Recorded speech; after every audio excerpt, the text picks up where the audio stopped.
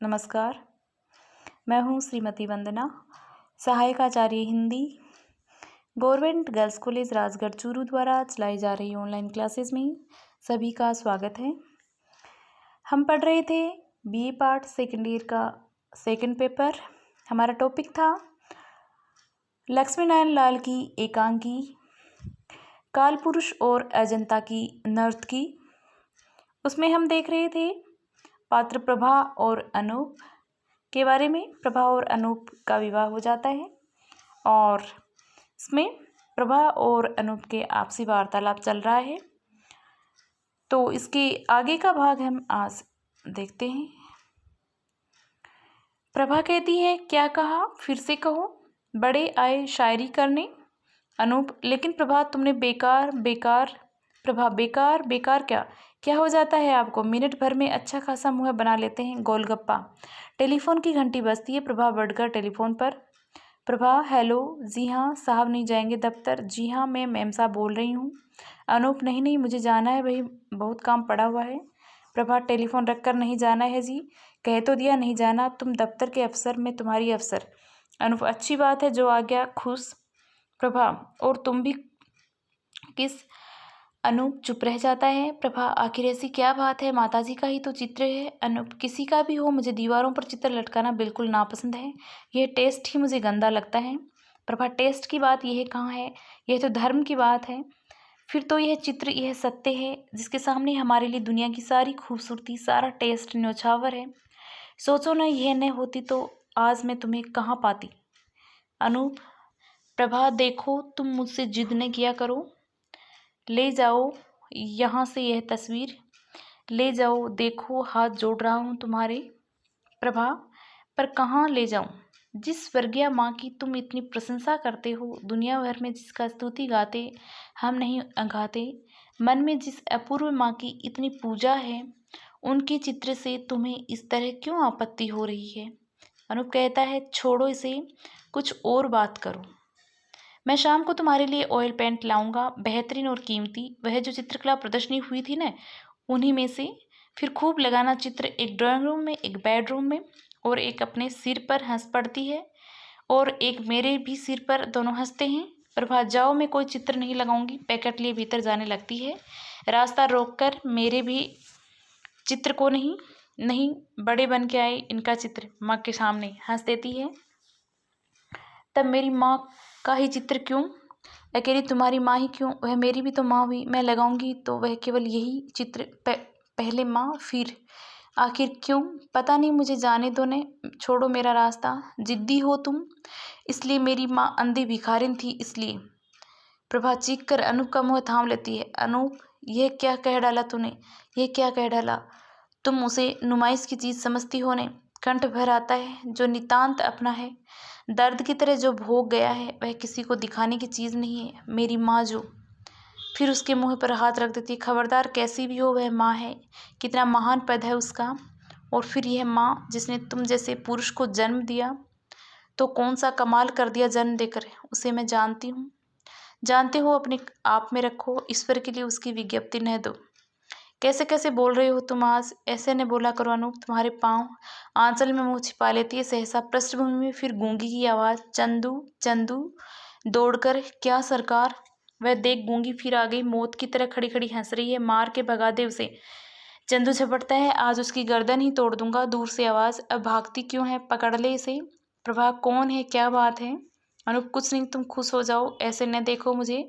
प्रभा, तुमने जितना मुझे दिया है उसे 1000 गुना अधिक मेरी माँ को दिया। उस दिवंगत आत्मा को तुमसे कितनी स्वर्गिक शांति मिली होगी, इसकी हम कल्पना भी नहीं कर सकते। प्रभा कहती है, मत करो पागलों जैसी बातें। तुम्हें कई बार समझाया है, जो तुम हो वही तो मैं भी हूँ। तुमसे अलग मेरी कहाँ सत्ता। तुम्हारे लिए तो मैंने सबको छोड़ दिया। एक्सक्यूज़ मी डियर, तुमसे मैं केवल यही चाहता हूँ, कुछ ऐसा करो प्रभा, कुछ ऐसा करो जिससे मेरा अतीत मुझे भूल जाए। जो बीता है बीत गया, उससे मेरा पिंड छूटे। प्रभा कहती है, फिर वही बातें, जाओ अब मैं नहीं बोलूँगी। अनूप नहीं, प्रभा को कंधे से थाम लेता है। मेरा अतीत मुझे थकाता है, शक्तिहीन कर देता है, मैं निस्तेज पड़ जाता हूँ। मैं ये याद भी नहीं करना चाहता कि मैं एक गली की अंधी भिखारिन का पूत हूँ, अशुभ, निरीह, निराधार, त्याज्य। प्रभा के अंक में मुँह छिपा लेता है। प्रभा, अच्छा अच्छा, शांत हो जाओ, बिल्कुल बच्चों जैसे होने लगते हो। अनूप, मेरा ये सत्य कोई मामूली नहीं जो किसी भी घूंट में पी लिया जाए। मेरा ये सत्य अद्भुत है, अद्भुत। प्रभा, नहीं, चुप हो गई, अब कुछ न बोलो। अनूप, यह तो तुम थी प्रभा की पता नहीं किस आकर्षण से, मेरे किस भाग्य से तुमने अपने सारे परिवार को, समाज को, सारी मान्यताओं और विरोधों को कुचल कर मुझे वर्ण किया। प्रभा जैसे चीख कर रो देगी। अनूप, चुप हो जाओ, मैं इस चित्र को वापस कर आती हूँ। अनूप, तुमने मुझे इतनी ममता दी, इतना आदर, प्रेम, विश्वास, इतना कृतज्ञ हूँ मैं कि। प्रभा, नहीं, चुप होंगे, जाओ, कुट्टी कुट्टी, बच्चों की तरह कुट्टी करने लगती है। अनूप उसके हाथों को अपनी आंखों में बांध कर, कुट्टी नहीं, मिली, चलो मिली करो। हंसते हंसते दोनों शिशुवत मिली करते हैं। फिर तो ऐसी बातें नहीं करोगे ने? प्रभा कहती है। अनूप, कभी नहीं, सच सच। हाँ, आज के बाद कभी नहीं। मैं तो स्वयं चाहता हूँ कि हम आज में जिएं, अतीत में क्या, पिछले कल तक को भी छोड़ दें। फिर वही बात। अनूप, नहीं नहीं, वह नहीं। प्रीत भरे स्वर में मेरी अजंता की नृत्य की। देखिए, आज से आप मुझे अजंता की नर्तकी भी न कहिए। क्यों? याद है ना अजंता की उस गुफा में गाइड ने क्या कहा था उस नर्तकी और राजा के बारे में? कितनी सुंदर थी उस नर्तकी की मुद्रा, क्या छवि भी और कला भी उसके व्यक्तित्व में, ठीक जैसे तुम हो। दोनों की स्निग्ध हंसी। नहीं नहीं, मुझे उस अजंता की नर्तकी मत कहो, मुझे डर लगता है। डर लगता है? नहीं नहीं, मिली करके फिर। देखो, गाइड ने बताया था कि नृत्य में जरा सी भी कभी चूक हो जाने पर राजा कैसा निर्मम दंड देता था उस नर्तकी को। याद है न, फ्रेस्को में वह अजंता की नर्तकी अपने संपूर्ण लावण्य से नृत्य की अद्भुत मुद्रा में किस प्रकार नतशिर हो राजा से प्राण दान मांग रही थी, जरा सी चूक पर। अनूप, वह तो राजा था ना? प्रभा, वह पुरुष भी वह था। हंस पड़ती है। अच्छा हटाओ, तुम वैसे पुरुष थोड़ी हो। अनूप हंसता हुआ, हाँ, गोली मारो उस राजा को और उस नर्तकी को भी जो उस राजा के हाथ बिकी हुई थी। यहाँ तो राजा बिका हुआ है। क्यों?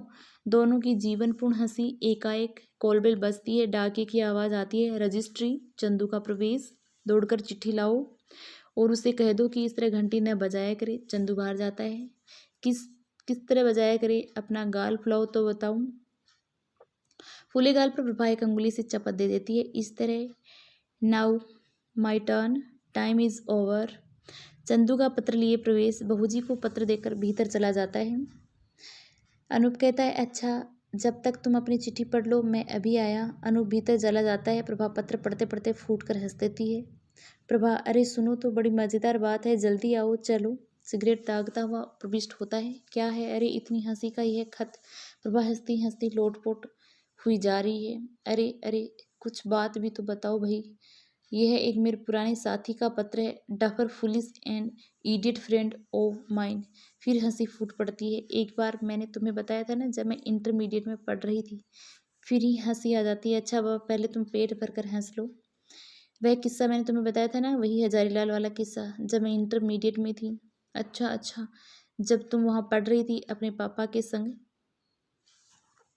हाँ हाँ, एक शाम हजारीलाल अपने पिता की कार में मुझे बिठाकर नुमाइश दिखाने ले गया। नुमाइश दिखाने के बाद उसने मुझे घर नहीं लौटाया, बल्कि वह बेवकूफ़ नंबर 1 मुझे सीधे लखनऊ ले आया, अपने एक बुआ के यहाँ।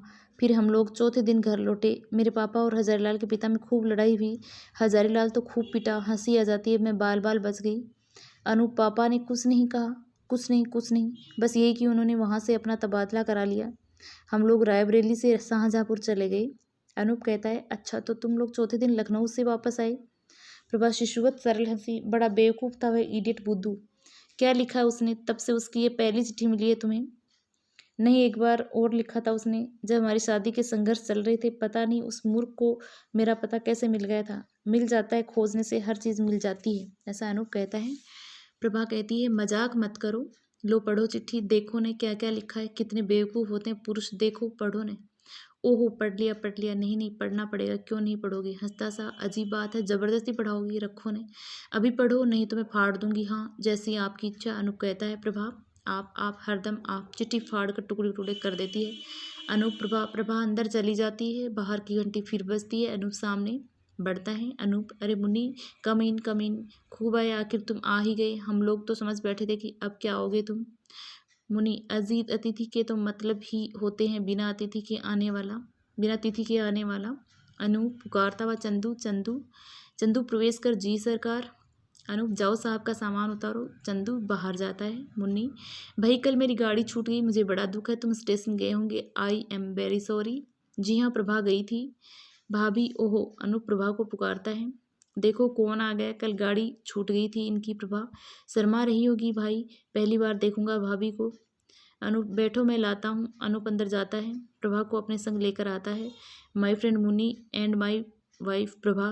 परस्पर अभिवादन। सामने से हैंडबैग ली चंदू का प्रवेश, तेजी से पर्दा गिरता है। आज के लिए इतना ही, धन्यवाद।